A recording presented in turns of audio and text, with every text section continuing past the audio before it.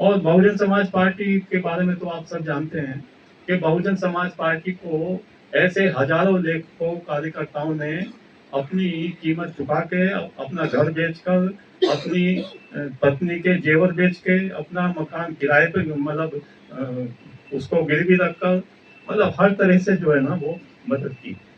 और हश्र क्या हुआ वो आप सब जानते हैं, मैं इसमें बारे में ज्यादा नहीं, क्योंकि आज के समय में साहित्यकार और आंदोलनकारी पहले से अलग थलग ज्यादा हो गए और हो रहे हैं, हालांकि जुट भी हो रहे हैं, एक मंच पे आ रहे हैं, आपस में मिलजुल भी रहे हैं, बावजूद इन सब के ये बात मैं कह रहा हूँ। केरल में अम्मा गोरी रही हैं, मेरे ख्याल से 4-5 बार वो एमएलए रही और वहाँ मंत्री रही। और एक अच्छी बात यह है कि वो जब मंत्री थी तो दलितों को बहुत सारी जमीनें उन्होंने दिलाई। मनोहर आगे ऐसे व्यक्ति थे जिन्होंने पूना में रहते हुए किसी ने उनको कुछ अपशब्द बोल दिया था, उस आदमी को चाकू मार दिया था।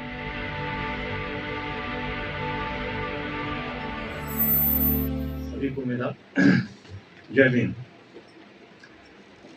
ऐसा है कि मैं अपने बारे में तो कम बताऊंगा, क्योंकि बताने लगा तो टाइम बहुत लग जाएगा। साथियों,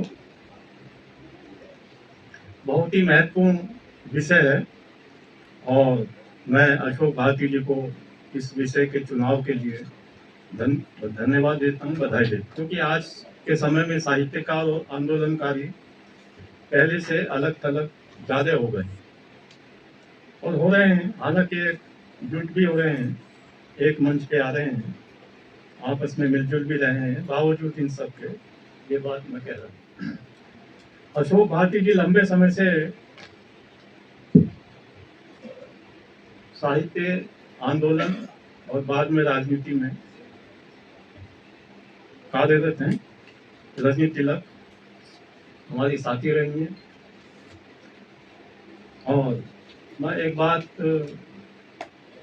कहता हूँ जो अपने आप में सही है, और उत्तरी भारत की नहीं, मैं पूरे देश की बात कर रहा हूँ, क्योंकि पूरे देश में मैं 8-10 साल से घूम रहा हूँ और अभी 5-6 साल से दलित पे शोध कर रहा हूँ।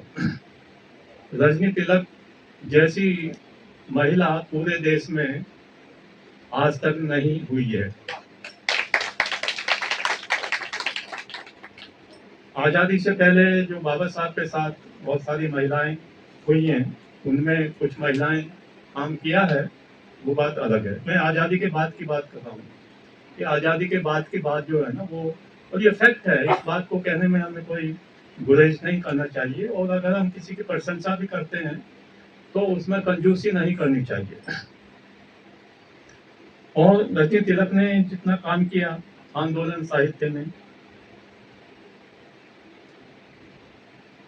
हाँ, मैं एक बात और ये कहना चाह रहा हूँ कि रजनी तिलक ने जितना काम किया हमारे उत्तरी भारत में, दिल्ली में, हरियाणा में, हिमाचल में जो महिलाएं हैं उनको सीखना चाहिए, उनकी किताबें पढ़नी चाहिए। और भारती जी का परिवार में तो खैर मेरे ख्याल से 40-50 सालों से मेरे रिश्ते रहे हैं, और ये जब ये सामने अशोक जी बैठे हैं, बहुत छोटे थे, रजनी की कम उम्र थी, अनीता भारती और हमारी बेटी जो अब इस दुनिया में नहीं है वो भी। मतलब कहने का मतलब है कि भारती जी का परिवार जो है ना वो, ये भी मैं कहना चाहता हूँ कि ऐसा परिवार बहुत मुश्किल से मिलेगा जो आंदोलनरत रहे, काम करते रहे, प्रतिबद्ध रहे, और उनको इन सब की कीमत चुकानी पड़ी। हर आदमी को कीमत चुकानी पड़ती है। साथियों, हम क्या कर रहे हैं, मैं ये बता दूं कि मैं किसी व्यक्ति, संस्था की टीका टिप्पणी नहीं करूंगा, मैं अपनी बात कहूंगा सकारात्मक रूप से। अच्छे लोगों के बारे में बताना चाहिए। और अभी करदम जी ने जो बात कही कि बहुत सारी चीजें उन्होंने अच्छा कहा, सही कहा, बहुजन समाज पार्टी का उदाहरण दिया, और उस संबंध में केवल एक अमर उजाला में मैंने आलेख लिखा था 15-20 साल पहले कि 1952 से लेकर पिछले 20 साल तक, 15 साल तक जो राज्यसभा में जो लोग आए मनोनीत होते हैं, जो लेखक हैं, कलाकार हैं, उनमें मेरी अपनी जानकारी में कोई भी दलित समाज का आदमी नहीं था। केवल प्रकाश अम्बेडकर को वीपी सिंह सरकार ने नॉमिनेट किया था, वो भी एक लेखक कोटे से। और अभी हाल में वो नरेंद्र यादव को। जी हाँ, नरेंद्र यादव बाद में किया। तो ये एक बड़ी एक दुखद स्थिति है। और बहुजन समाज पार्टी के बारे में तो आप सब जानते हैं कि बहुजन समाज पार्टी को ऐसे हजारों लेखकों कार्यकर्ताओं ने अपनी कीमत चुका के, अपना घर बेचकर, अपनी पत्नी के जेवर बेच के, अपना मकान किराए पे मतलब उसको गिरवी रखकर, मतलब हर तरह से जो है ना वो मदद की। और हश्र क्या हुआ वो आप सब जानते हैं, मैं इसमें बारे में ज्यादा नहीं कहूँगा। मैं कुछ लोगों के नाम अभी गिनाना चाह रहा हूँ और केवल एक संकेत है मैंने, क्योंकि मेरा अपना अभी ऐसा 10-15 सालों से विश्वास बना कि आप अच्छे लोगों की बात करो, बुरे लोगों के बारे में समय बर्बाद ना करो। तो अच्छे लोगों की कमी नहीं है। तो अब ये समाज के रूप में मैं नाम गिना रहा हूँ और उनका छोटा छोटा सम जो साहित्य और आंदोलन से जुड़े रहे, जानकारी के लिए। जैसे अशोक जी तो जानते हैं, फिर केरल में अम्मा गोरी रही हैं, मेरे ख्याल से 4-5 बार वो एमएलए रही और वहाँ मंत्री रही। और एक अच्छी बात यह है कि वो जब मंत्री थी तो दलितों को बहुत सारी जमीनें उन्होंने दिलाई थी, और वो पिछड़ी जाति से थी, ओबीसी भी हो सकती है, लेकिन मैंने वो अपने इतिहास में दर्ज किया है। दूसरे हैदराबाद में श्याम सुंदर जी हुए हैं बहुत पहले, दलित आर्मी और दलित सेना ऐसा कुछ एक संस्था बनाई थी उन्होंने, और निजाम के खिलाफ जो दलितों पे उत्पीड़न हो रहा था उसके खिलाफ उन्होंने काम किया। और सबसे खुशी की बात है कि मेरे ख्याल से हो ची मिन्ह थे उस समय, शायद उन्होंने हेलीकॉप्टर भेजा, मुझे जहाँ तक जानकारी है, और उनको लाने के लिए वो उनसे बातचीत हुई। बहुत सशक्त, बहुत माने अखबार निकालते थे, लिखते थे, पत्रिका निकालते थे, आंदोलन रहते थे। अब आप, मैं जय ईश्वरी बाई जी की बात बता रहा हूँ, मैं खुद मिला हूँ 2-3 बार। वो सामाजिक कार्यकर्ता रही, चुनाव लड़ा, बाद में चुनाव जीत गई। उसके बाद उनकी जो बेटी है गीता रेड्डी, वो आंदोलन में रही, राजनीति में आई और बाद में मंत्री बनी। मेरी खुद मुलाकात वहां हुई। देश के संभवतः पहले जस्टिस, 2 जस्टिस हमारे देश में बने, आर भोले और सुबन्ना। उनमें से एक कोई पहले, वो बाद में ऐसा हो सकता है कदम जी। तो मैं केवल ये बताना चाह रहा हूँ कि ये तमाम लोगों के बारे में मैं इसलिए बता रहा हूँ कि हमको याद रखना चाहिए, हमारी विरासत है। गोड बोले साहब के बारे में बताना चाह रहा हूँ, चिंचोली में जो उन्होंने बनाया, और आपको सुन के अच्छा लगेगा। हालांकि मैं जब उनसे मिला तो मुझे बड़ा अजीब लगा। मैं नागपुर गया, मई जून का महीना था, मैं वहां से दूर पड़ता है, काफी धूप पड़ गई थी, तो मैं आगे जाके स्कूटर रुकवा के पूछा, अबे गोडबोले साहब कौन है? एक आदमी मिट्टी खोद रहा था, वही गोडबोले था। तो उन्होंने मेरी तरफ देखा, माने बड़े हैरत से देखा, ये आदमी क्या पूछ रहा है मुझसे, माने। तो भैया उसकी भाषा में, अरे मैं ही गोडबोले हूँ ना। और मैंने थोड़ा सा मतलब मुझे महसूस भी हुआ, एक आदमी मिट्टी खोद रहा है सड़क पे भाई, और आज चिंचोली में जाके देखें वो कहां से कहां पहुंच गई थी। ये आंदोलन की बात बता दूं। वीटी राजशेखर के बारे में तो अशोक जी से चर्चा हो रही थी। पूरे देश में, पूरी दुनिया में नंबर 1 बहुजन समाज पार्टी के जो एक सशक्त पत्रकार और संपादक हुए हैं वो वीटी राजशेखर। दादा साहब भूपते वो पहले डिप्टी सीएम थे, मुझे बंगले को बुलाते थे। बाद में वो यशवंत चौहान ओपन यूनिवर्सिटी के चेयरमैन बन गए थे, कदम साहब, और बहुत गाते थे और पवाड़ा वगैरह वो सब काफी। हमारे शेखर साहब बैठे हुए, उन्हें मालूम होगा। छेदीलाल साथी लखनऊ में रहे हैं, कमीशन के चेयरमैन रहे हैं। और कानपुर में सुदामा बोध जी अभी चले गए हैं, पेरियर सब कानपुर आए, जब पेरियर कानपुर में आते हैं, सुदामा बोस जी उनको अंग्रेजी में कविता सुनाते हैं। देखिए, और अभी कदम साहब बता रहे थे, बुद्ध सिंह प्रेमी जी और उनकी बेटी हाँ, प्रेमलता। प्रेमलता। बुद्ध सिंह प्रेमी राज थे और राजगिरी करते करते वो गीत बना देते थे। और ये अभी रूपचंद गौतम ने अपनी किताब में उनका बहुत 20-25 पेज छापे हैं। तो बहुत सशक्त रहे हैं। और आगरा की महामाया जैन थी, अभी वो चली गई, बहुत सशक्त थी। और हमारे मेरठ में कांति प्रसाद और मुखराम, दो लोग ऐसे थे, मैंने अपनी आत्मकथा में लिखा है। जब ये रविदास जी या बाबा साहब का और अलग कुछ होता था, घोड़े पे दोनों लोग बैठते थे। एक घोड़े पे मुखराम बैठते थे, एक घोड़े पे ये बैठते थे अपना कांति प्रसाद।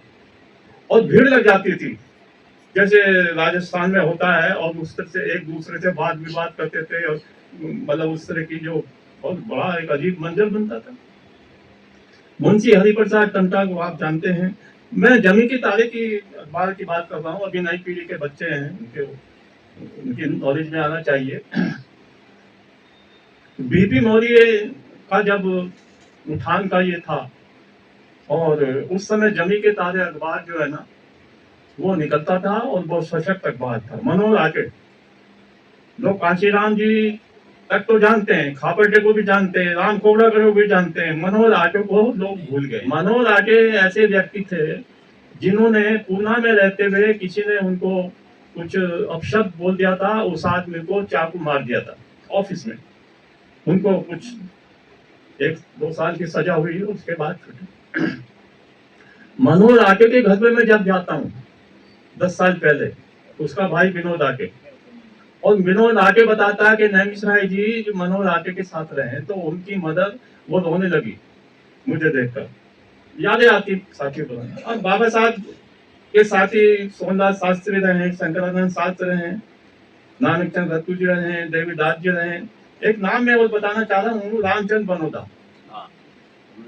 रामचंद बनोदा को लोग ज्यादातर लोग भूल गए हैं। बाबा साहब की पहला जीवन संघर्ष लिखने वाले पूरे देश में रामचंद बनोदा। और मैं जब मेरी मुलाकात हुई अशोक जी, 2 किलोमीटर पैदल चलता रहा इलाहाबाद। और कोई सब्जी बेचने वाला, फूल बेचने वाला, उससे पूछ रहा हूँ, अरे आगे रहते हैं, आगे चलो, आगे आगे जाओ। 2 किलोमीटर कदम जी पैदल चलते चलते, और उस आदमी को 2 किलोमीटर से लोग जानते थे। रामचंद्र बनोदा, वो संभवतः डीएसपी रहे उस समय। तो सबसे पहले आत्मकथा उन्होंने। अशोक भारती जी अगर जो चुनाव के लिए प्रत्याशी होते हैं, उनके लिए अगर वर्कशॉप शुरू करते कि आपको राजनीति में आने के लिए क्या क्या करना चाहिए, ऐसी वर्कशॉप, मुझे पता नहीं आपने शुरू की होगी उस समय, नहीं की होगी, लेकिन मेरा ऐसा सुझाव है कि अशोक भारती ऐसी अगर वर्कशॉप शुरू करते उस समय पूरे देश में, तो मैं ये दावे के साथ कह रहा हूँ कि अशोक भारती के जो नाम वो गिनी और वर्ल्ड रिकॉर्ड क्या होता है उसमें जरूर आता। क्योंकि बाबा साहब डॉक्टर अम्बेडकर के बाद ये काम किसी ने नहीं किया, मानव कांशीराम जी भी नहीं किया, केवल वो कैडर कैंप लेते थे। क्योंकि मानव कांशीराम जी तो चुनाव होते होते चले गए। ये काम अभी मैं अकोला गया था, एक बहुत अच्छी बात मैं बता रहा हूँ, अच्छी जानकारी करदम जी वो ये शुरू करना चाह रहे हैं। अकोला में बहुत सारे लोग कहते हैं अरे अभी कुछ नहीं हो रहा ये सब। तो मैं ये कहना चाह रहा हूँ कि आप अपने घर से बाहर निकलें, अपने शहर से बाहर निकलें। अकोला में पहली बार मैंने ऐसी एक संस्था देखी है, बहुत ऊंचाई पे 5 मंजिल की संस्था, 1 किलोमीटर दूर से दिखाई देती है, बिना सरकारी मदद लिए। मैं 2-3 दिन रहा। इस समय 2.5 करोड़ रुपया उनके बैंक में है, 10वीं तक वो पढ़ाते हैं। 5 स्टार होटल शैली का कॉलेज, देखिए दलितों का, बहुजन का, मतलब ये मैं जानकारी दे रहा हूँ आपको। मेरी जानकारी में जो अकोला में कॉलेज है, उस तरह का पूरे देश में कॉलेज नहीं है आज तक की डेट में। बिना सरकार से मदद लिए हुए 5 स्टार होटल शैली का कॉलेज मैंने देखा। उनके गेस्ट हाउस है ऐसी, कभी आप जाइए तो वहां रहिए और देखिए उस तरह से। और उनका जो माने कार्यक्रम है आगे, वहाँ नर्सिंग उन्होंने खोला हुआ है, मैथ्स है बहुत अच्छा। अभी टेक्निकल वो खोलने वाले हैं। उनके अध्यक्ष हर दिन मुझसे मिलते थे, आते थे। उनकी योजना यह है कि महाराष्ट्र के हर जिले में ऐसा कॉलेज होना चाहिए। एक लेखक जब चला जाता है तो 80, 85, 90% उसके घर वाले उसके कागजों को फेंक देते हैं। ठीक है, ऐसा मेरा एक अनुभव है। अब कुछ अच्छे लोगों के बारे में बताना चाह रहा हूँ, जिसमें डॉक्टर विमल कीर्ति की जो बेटी है माने रोजा मिश्रा, वो नागपुर में हर साल ये लगाती है माने, और वो काम कर रही। अभी निम्बालकर साहब शेखर ने बताया, निम्बालकर साहब की पत्नी को जाके मिला, मैं तो दंग रह गया। कम से कम अशोक जी 20 लाख रुपया वो खर्च कर चुकी निम्बालकर साहब की किताबें माने छपाने में और उसको आगे बढ़ाने में। किताबें बेचती नहीं है कोई, अगर पैसा दे तो ठीक है, मुफ्त में किताबें देती है। 20 लाख रुपए खर्च कर चुकी ऐसी महिला के बारे में मैं बताना चाहता हूँ। पुनः मैं पीछे गया था, नीम सरकर हैं, उन्होंने शेखर जी ने भी आलेख लिखा था, मुझसे भी मांगा था। नीम सरकर की वाइफ ने एक स्मारिका छापी अपने पति की मृत्यु के बाद। ठीक है, दया पवार की बेटी प्रज्ञा पवार अभी 1 लाख रुपए का पुरस्कार हर साल देती है। तो कुछ लोग ऐसे हैं जो कि वो आंदोलन से जुड़ते हुए माने साहित्यकार को या साहित्य को आगे बढ़ाने में सम्यक प्रकाशन शुरू हुआ, और वो भी एक अच्छा कदम है आंदोलन के हिस्सेदारी में भी। साथियों, बहुत अधिक साहित्यकारों ने योगदान दिया है। मैं अपनी बात नहीं कहूंगा, अपनी व्यक्तिगत बात करना ठीक नहीं है। तो मैंने बहुत कीमत चुकाई है और आज तक की डेट में कीमत चुका रहा हूँ। मुझे कोई पेंशन नहीं मिलती है, मैं 18 नौकरी करके छोड़ चुका हूँ। किसी से, बेटे से, पत्नी से, किसी से मैं पैसा नहीं मांगता हूँ। 15 घंटे में आज भी काम करता हूँ। अंग्रेजी, हिंदी, मराठी में अभी टोटल कदम जी किताबों की संख्या हो गई है 106। तो हर आदमी काम कर सकता है। कोई बहाना, कोई मकान गिर गया, कोई बरसात आ गई, कोई तूफान आ गया, घर में किसी की डेथ हो गई, सब होता रहता है। लेकिन अब आप दलित पैंथर का देखें, दलित पैंथर के लोगों ने कितना काम किया। अरे भाई, साहित्य भी लिखा और आंदोलन भी किया। वो बात अलग है कि दलित पैंथर किस तरह से बाद में क्या हुआ, वो होता है ना। हजारों लाखों साहित्यकारों ने अपना योगदान दिया, लेकिन ये एक शर्मनाक बात है, दलित अधिकांश दलित नेताओं के लिए मैं शर्मनाक शब्द इस्तेमाल करूं। हालांकि महाराष्ट्र में जितने दलित समाज के नेता रहे हैं, उनका कहीं ना कहीं साहित्यकारों से जुड़ाव रहा है। उन्होंने कहीं ना कहीं साहित्यकारों को माने ऐसे अवसर प्रदान किए हैं कि वो उनकी रोजी रोटी जुड़ सके, उनको कुछ आर्थिक फायदा हो सके। लेकिन मुझे पता नहीं, आप बताएं, पिछले 40 सालों में, नाम मैं नहीं बताऊंगा किसी का, जितने नेता हुए हैं, किसी साहित्यकार को कोई पुरस्कार दिलाए हो, किसी साहित्यकार को कोई बस का परमिट दिलाया हो, किसी साहित्यकार को कोई और फायदा दिलाया हो? क्यों? जबकि अकेले यूपी से ही कम से कम 50 लोगों के नाम मैं अभी गिना सकता हूं जिन्होंने योगदान दिया, सभी नेताओं को। कदम जी ने बताया कि पुराने समय में जो काम करते थे उन्होंने काफी कुछ अपना ये किया, लेकिन नेताओं ने क्या किया? इसलिए नहीं किया कि नेताओं को हम इतना मजबूत बना देते हैं कि वो फिर पीछे मुड़ के नहीं देखता है। एक त्रासदी और है कि एक सामाजिक कार्यकर्ता, एक लेखक को उतना कोई मदद नहीं करता जितना नेता को कर देता है। नहीं, रेस्पेक्ट भी नहीं करता। नेता जब मंत्री बन जाता है, मैंने कभी अपनी आंखों से देखा है, उसको बड़े बड़े सूट गरम और बड़े माने उस तरह के वो तोहफे में दिए जाते हैं।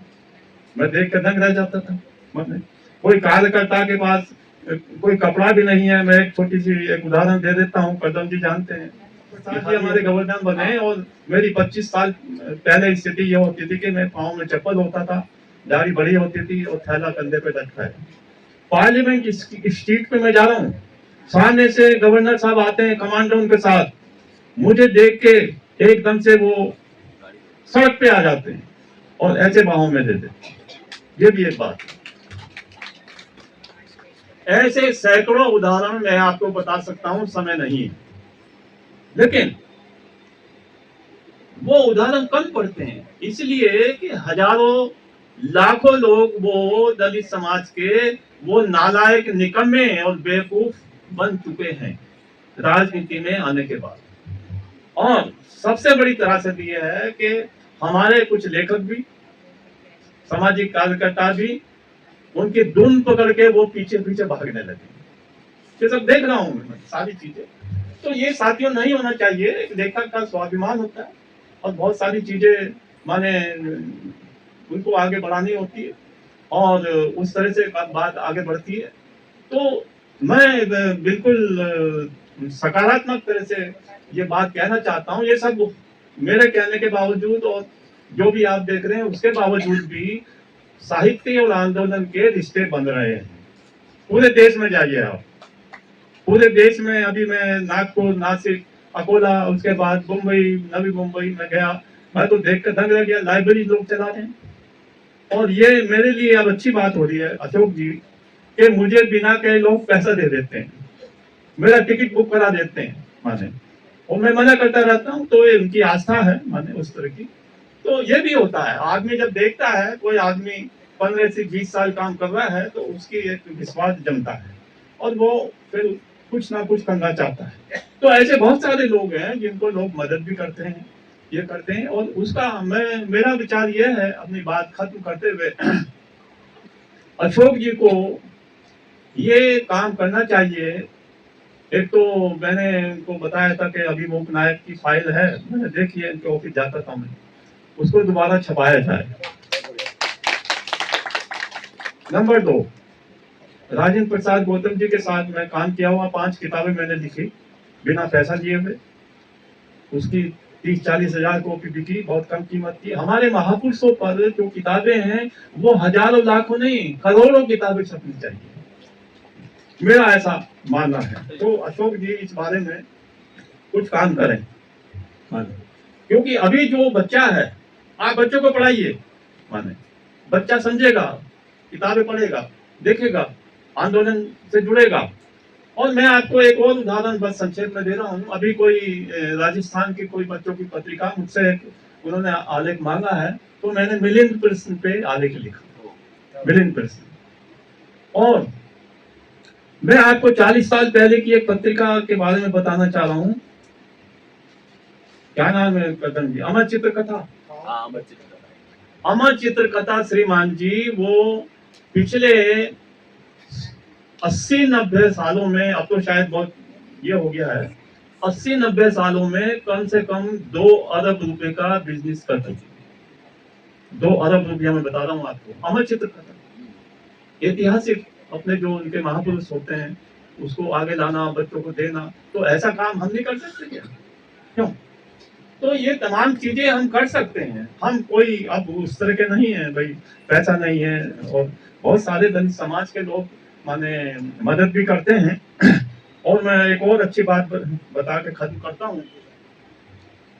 बाबा साहब डॉक्टर अम्बेडकर पर जो हमने उपन्यास लिखा था अक्टूबर 2012 में, और भूषण गौतम जी बैठे हैं, 11,000 रुपया मुझे खुद आके माने किताब छपने से पहले वो मुझे बहुत संस्था से मिला, 11,000 रुपया। उसके बाद आपको विश्वास नहीं आएगा, मैं बता रहा हूं, कम से कम 2 से 2.5 लाख रुपया मुझे एक किताब पे मिला। बाबा साहब के इस समय 53-54 एडिशन छप चुके हैं, लगभग 50,000 कॉपी उसकी छप चुकी है। नो लॉस नो प्रॉफिट पे हम लोगों ने ये किया था, गांव-गांव जाते थे। अब मैंने हिंदी बुक सेंटर को वो किताब दे दी है, और हो सकता है कदम जी ये रिकॉर्ड बना हो। क्यों? 53 एडिट ना, तो लोग उसको जन्मदिन पे बांटते थे। उत्तराखंड के जो सिक्का टाइम्स से निकलवाया था, वो तो मेरे घर आते थे बड़ी गाड़ी लेके, 40-40 हजार रुपया देते, किताबें मैं भर देता था गाड़ी में, ले जाओ जितनी किताबें चाहिए। तो ये इस तरह की ये किताबों से हमारा रिश्ता होना चाहिए और आंदोलन को मजबूत करना चाहिए और तमाम निकम्मे नालायक लोगों को झाड़ू मारते हुए अच्छे लोगों की तलाश करनी चाहिए। क्यों? और एक अंतिम डायलॉग मेरा नहीं है, मैं किसी और का बता रहा हूँ, बात खत्म करने का 1 मिनट के अंदर।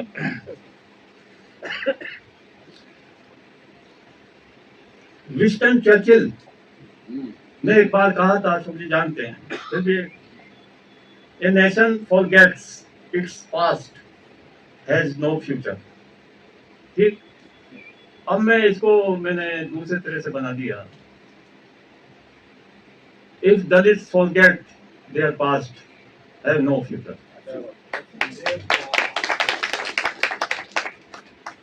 धन्यवाद। जय बात है, 2 अप्रैल का जो कार्यक्रम हुआ था क्रांतिकारी, क्यों पूरी दुनिया में चहल का मचा, उसके सूत्रधार अशोक भारती के थे।